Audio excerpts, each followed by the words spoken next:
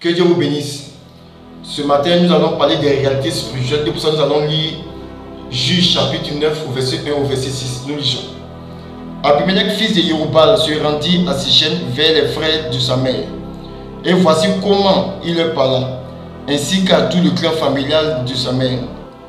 Dites, je vous prie, à tous les notables de Sichem, vaut-il mieux pour vous que 70 hommes, tous fils de Yerubal, dominent sur vous, ou qu'un seul homme domine sur vous? Et souvenez-vous que je suis de vos os et de votre chair. Les frères de sa mère répétèrent pour lui toutes les paroles à tous les notables de Sichem, et leur cœur inclina en faveur d'Abimelech, car il se disait, c'est notre frère. Ils lui donnèrent 70 cycles d'argent du temple de Baal-Périth. Avec eux, Abimelech embaucha des hommes de rien et des aventuriers qui le suivirent. Il vint dans la maison de son père à Ophra et tua ses frères, fils de Yerubal, 70 hommes sur une même pierre. Il ne resta que Yotam, le plus jeune fils de Yerubal, car il s'était caché. Tous les notables de Sichem et toute la maison de Milo se rassemblaient et allaient introduire Abimelech comme roi près du chêne de la pierre dressé à Sichem. Ici, il s'agit d'Abimelech. Qui était Abimelech? Abimelech était l'un des fils de Gédéon, qui est aussi appelé Yerubal. Abimelech n'était pas un fils légitime, donc il ne pouvait pas prétendre au trône, ni à la domination, ni à une responsabilité quelconque. Donc Abimelech le savait. Sachant cela, Abimelech alla voir les fils de sa mère.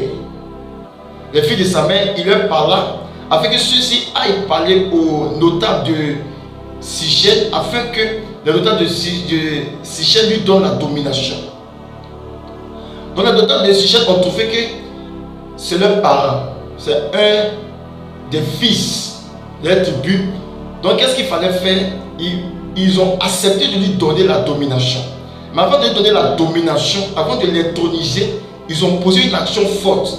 Et l'action forte qu'ils ont posée, ils sont allés dans le temple de leur Dieu, Baal-Périth.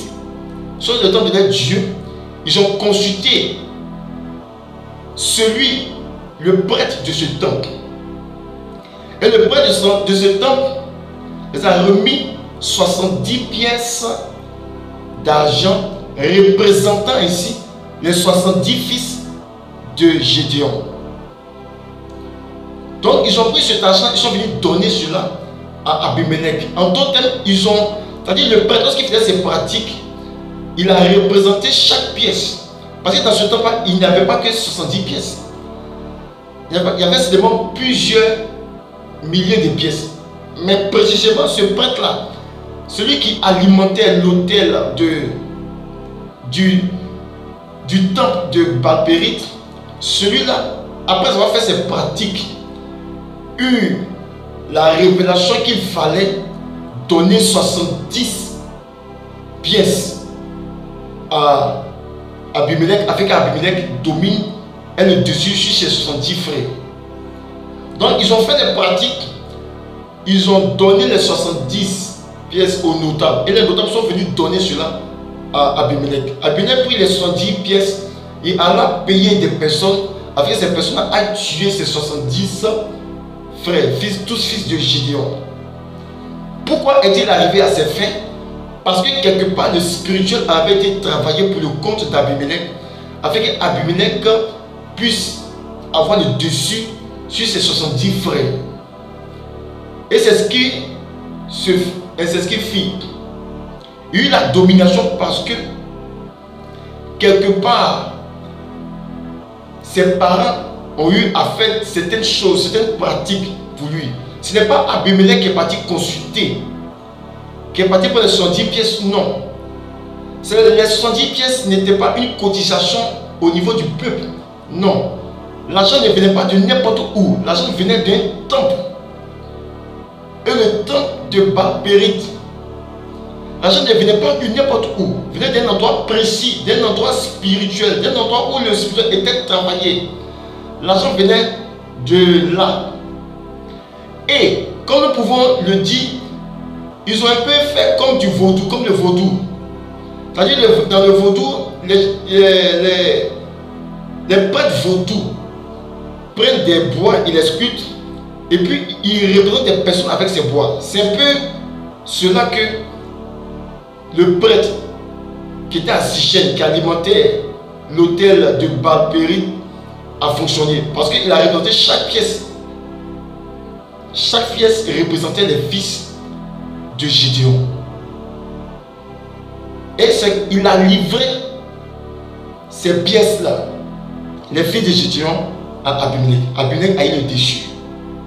Pourquoi les fils de Gédéon, les 70 fils, ont succombé, n'ont pas été posés? C'est parce qu'à un moment donné, après la mort de Gédéon, ils ont abandonné le Seigneur. Donc ils étaient à la merci d'Abimelech. Abimelech ne craignait pas Dieu. Abimelech n'avait pas la crainte de Dieu. Les fils de Gédéon ont aussi abandonné le Seigneur.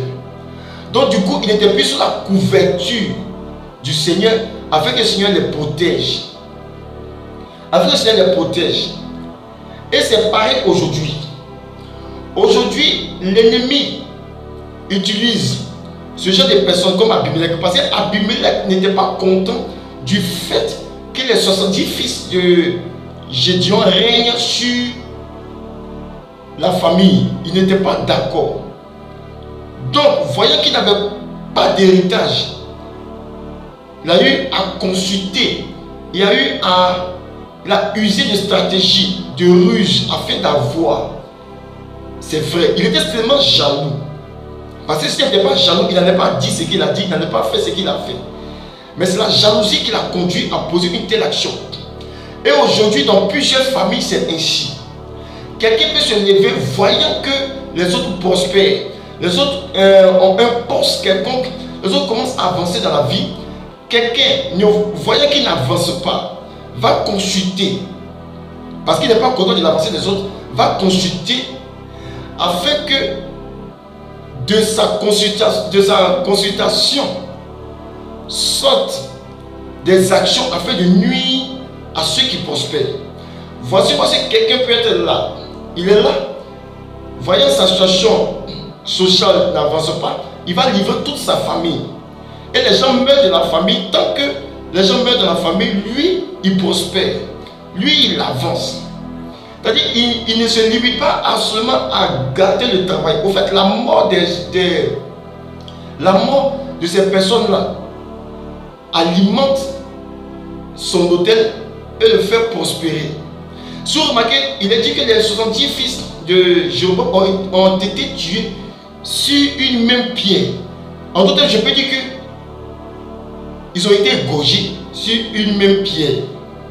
Ils pouvaient être tués par l'épée quelque part, peut-être en fuyant, mais non. Abimelech a pris le soin de les attraper et il les a sacrifiés sur une même pierre, sur un autel. Sur un autel. Donc il s'est servi du sang de ses frères afin d'avoir la domination. Tant qu'il n'avait pas le sang de ses frères, il n'avait pas la domination. Et ce qui se passe aujourd'hui, beaucoup de personnes dans les familles, pour avoir la domination, décident de sacrifier les autres. Ils sacrifient la santé des autres. Parce que lui, il n'est pas en bonne santé. Donc, voyant que les autres sont en bonne santé, lorsqu'il va consulter, il dit, je te livre la santé de toute la famille, afin que moi, je sois toujours en bonne santé. D'autres, c'est la richesse. D'autres, c'est le mariage qu'ils sacrifient. Parce qu'eux, ils veulent avancer. Et quand c'est comme ça, ils deviennent les hommes forts de la famille ou les femmes fortes de la famille. C'est-à-dire, ce sont ces personnes-là qui alimentent constamment l'autel. C'est-à-dire, lorsque vous commencez à prospérer, chez eux, ça commence à dégringoler. Lorsque vous commencez à avancer, du coup, ils commencent à perdre leur avantage.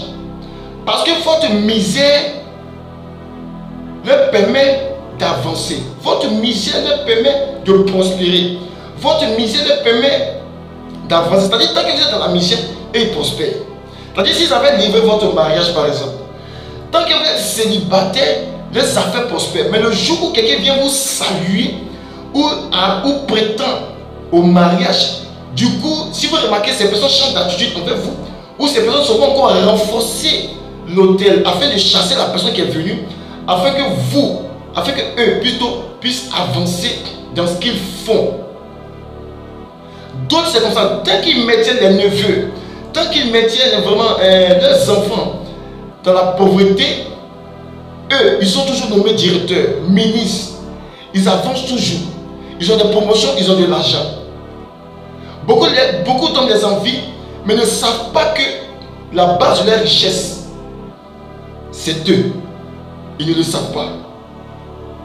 La richesse qu'ils utilisent ne leur appartient pas, ça appartient à ceux qu'ils ont sacrifiés, à ceux qu'ils ont livrés.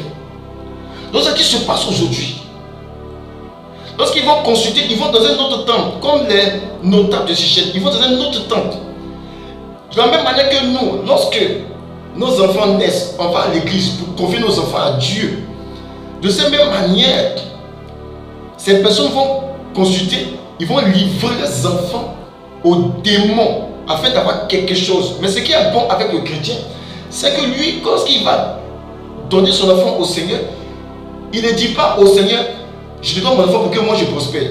Non. Il donne l'enfant au Seigneur pour que l'enfant soit sur le regard du Seigneur, pour que l'enfant puisse prospérer, pour que l'enfant puisse avancer.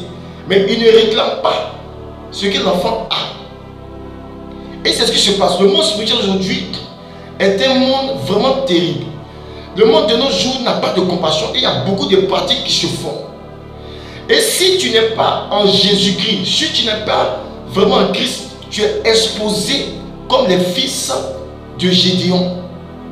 Parce que c'est parce que les fils de Gédéon n'avaient pas Dieu dans leur vie, ils avaient abandonné Dieu, qu'ils ont été frappés, qu'ils ont été vraiment tués.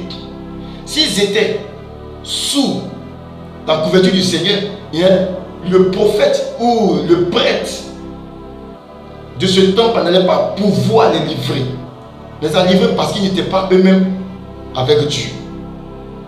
Donc nous voulons dire à quelqu'un ce matin, tant que tu n'es pas avec Dieu, tu es livré à toi-même. Quelqu'un peut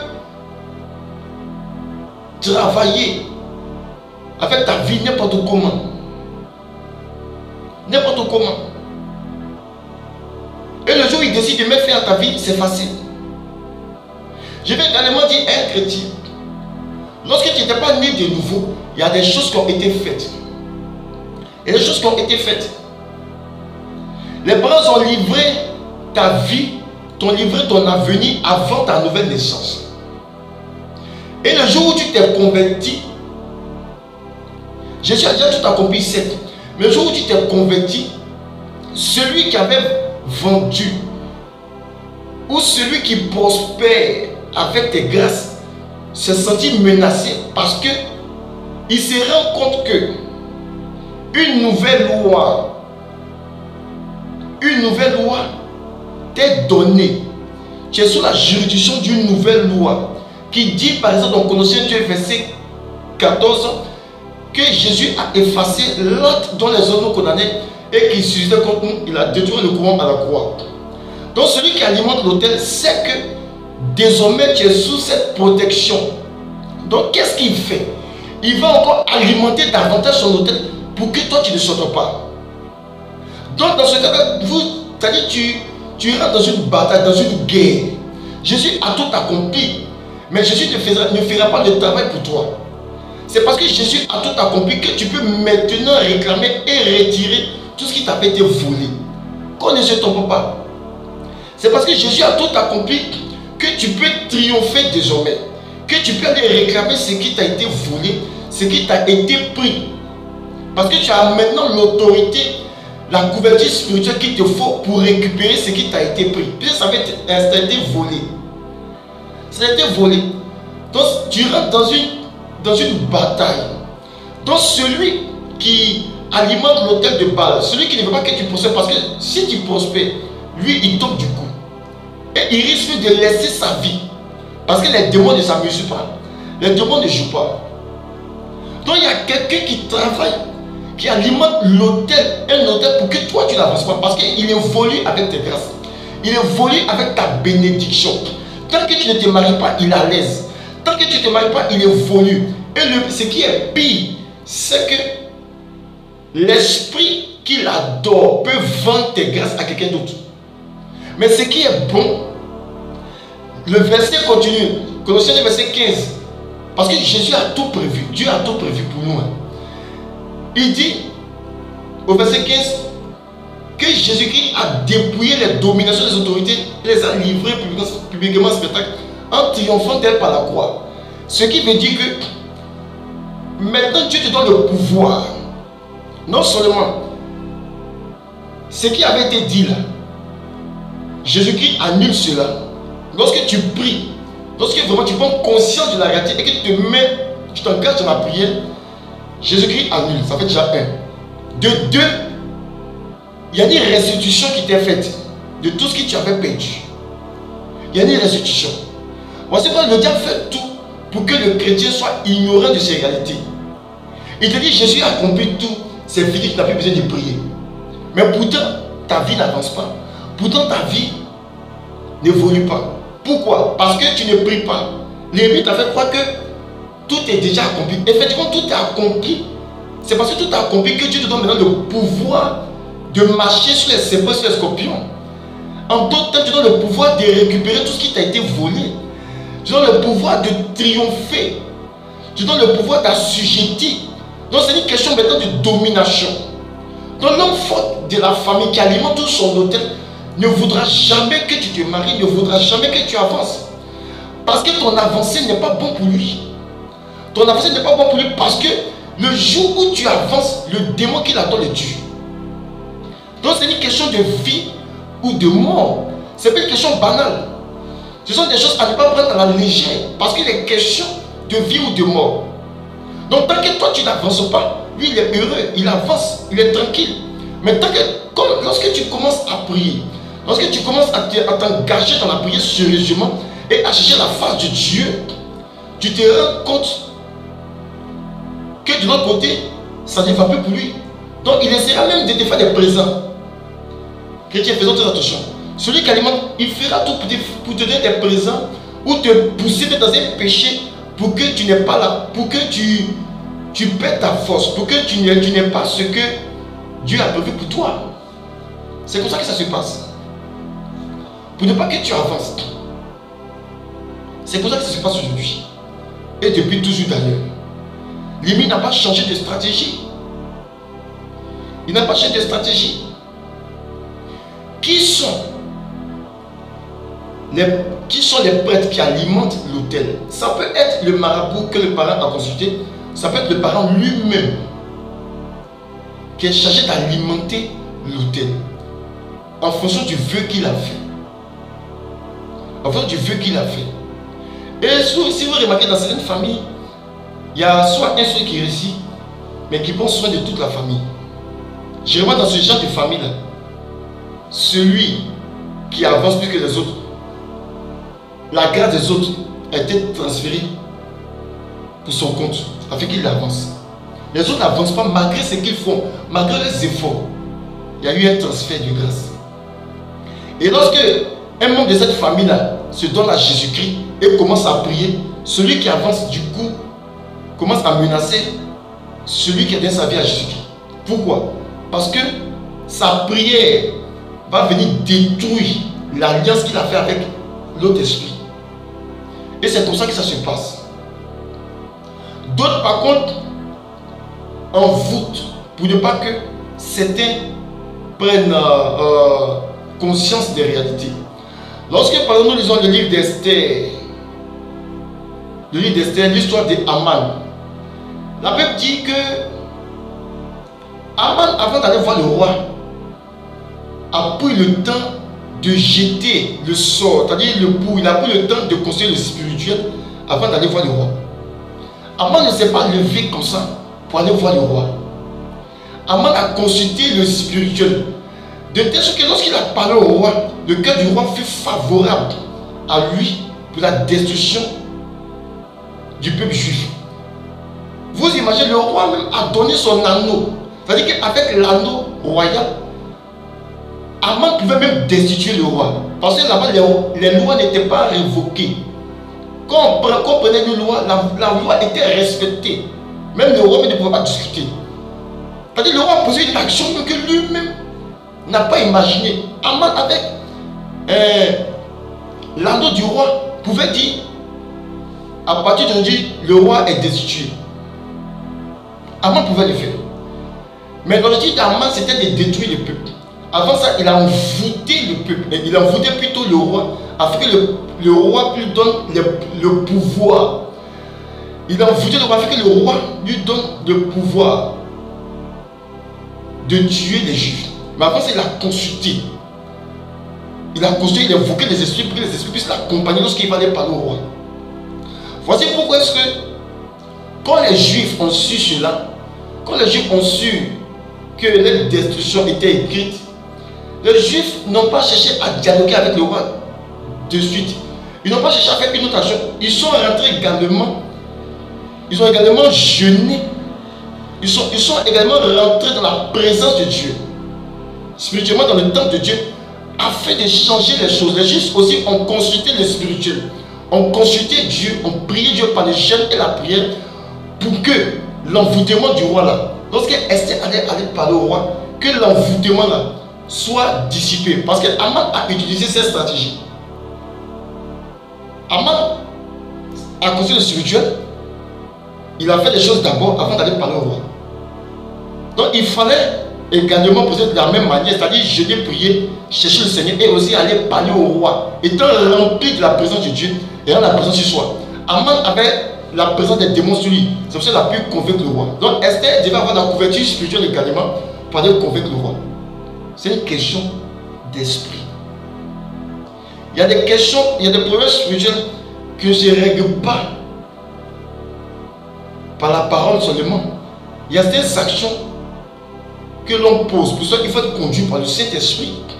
Mais d'abord, il faut être conscient des réalités spirituelles. Il faut être conscient de la source de son problème afin de mieux prier pour cela. Parce que si nous ne sommes pas conscients de la source de nos problèmes, du coup, les choses ne changeront pas. Et aussi, il faut être persévérant dans la prière. Il faut être persévérant dans la prière. 3 jours de jeûne que Esther et les Juifs ont pris n'était pas quelque chose d'aisé. C'était difficile, mais ils ont payé un prix. Parce qu'il y avait urgence, c'était quelque chose de vie ou de mort.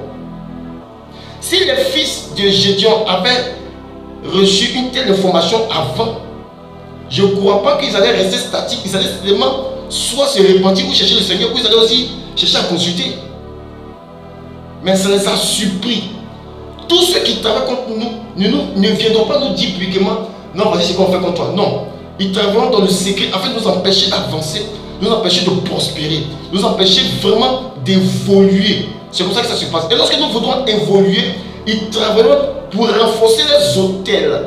Mais nous, ce qui est bon pour nous, nous ne construisons pas des autels, mais nous livrons nous-mêmes sur l'autel de Jésus-Christ. Nous sommes afin de vivre une vie de sainteté. Lorsque nous vivons une vie de sainteté, nous devenons un sacrifice agréable à Dieu. Ce qui fait que lorsque nous prions, il y a efficacité de notre prière. Voici la différence. Eux, ils livrent. Nous passons la classe supérieure. Nous livrons nous-mêmes comme un sacrifice vivant. Et lorsque nous prions, il y a effet. Il y a délivrance, il y a changement. Il y a transformation. C'est vrai, il y a bataille, mais il y a changement, il y a transformation. C'est une question de persévérance. Parce que le combat est rude. Le combat est vraiment rude. Parce qu'il s'agit des entités démoniaques derrière. Il y a des entités démoniaques derrière. D'autres mariages est enfui dans la mer. C'est une question de persévérance. D'autres, c'est sous des pierres. C'est difficile. Mais pour ça, il faudrait prier. Il faudrait se lever puis prier. Il ne faudrait pas relâcher. Je l'avais de le dire. Tes réalités spirituelles. Quand tu es conscient des réalités spirituelles, tu pries. Quand tu veux sortir de ta situation, tu pries.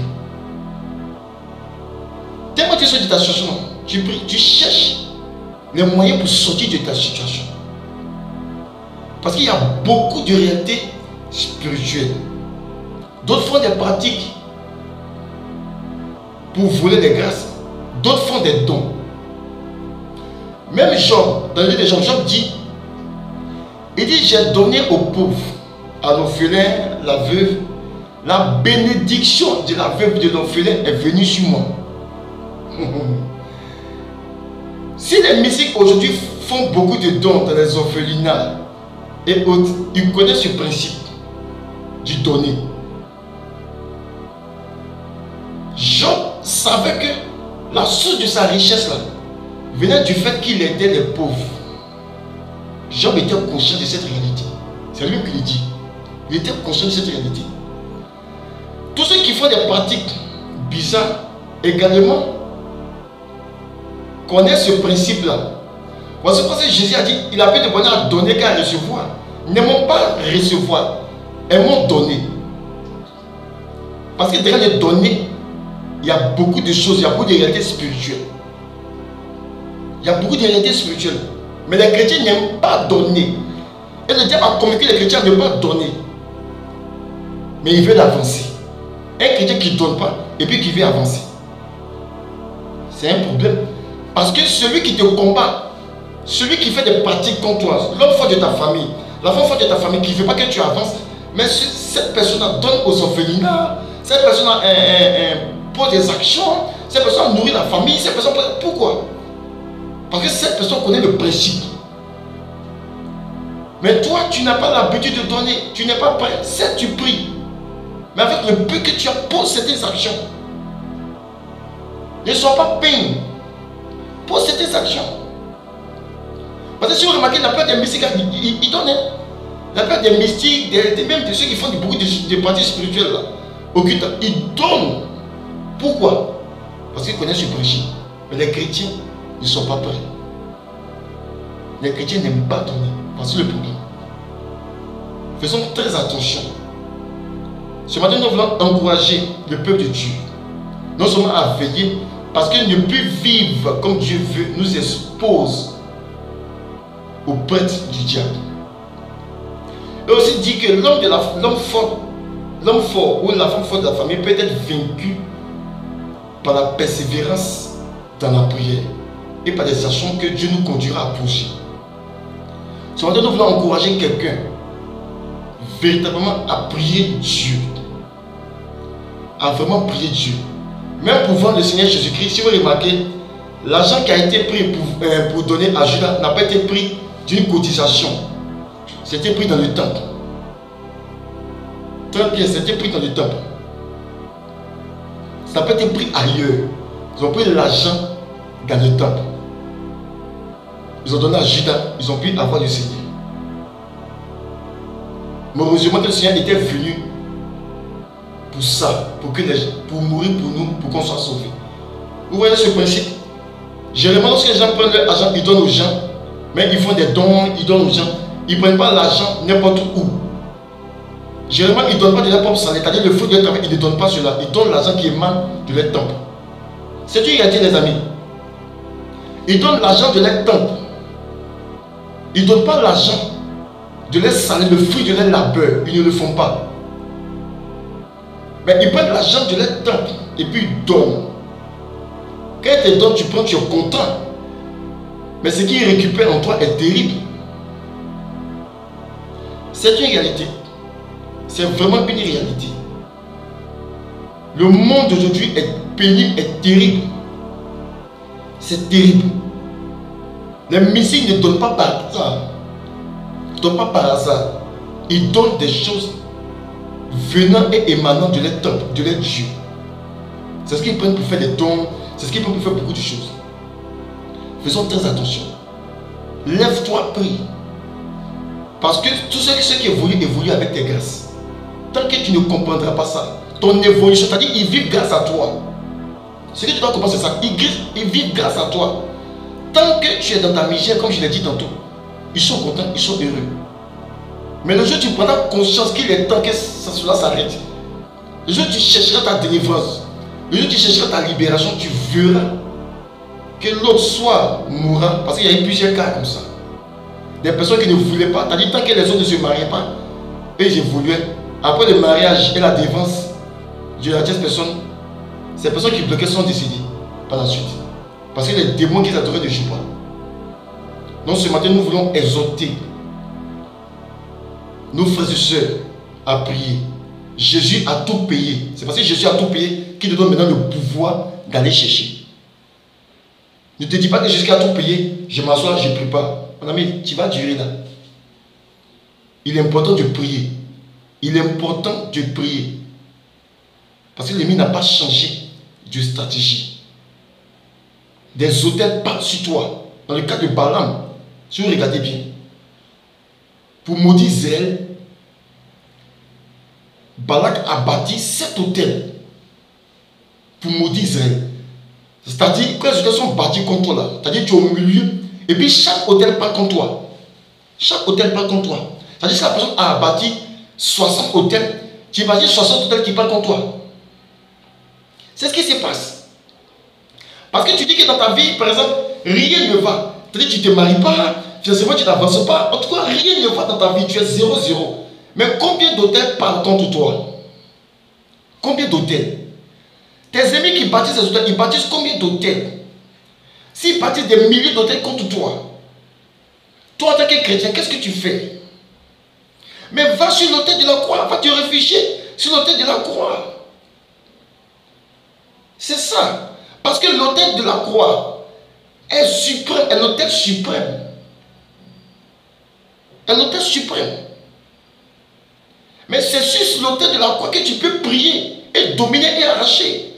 Parce que Colossiens 2, verset 14 dit, il a effacé là dont les hommes nous condamnaient et qui suscitaient contre nous. Il a détruit en le courant à la croix. Où? À la croix.